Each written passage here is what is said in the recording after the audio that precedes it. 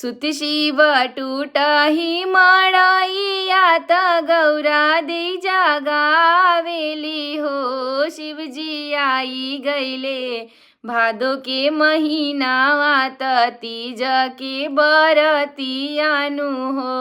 शिवजी आई गईले भादो के महीनावा त तीज के बरतियानु हो।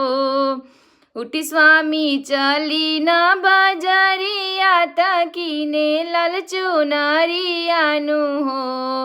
उठी स्वामी चली न बजरिया त किने लाल चुनरियानु हो।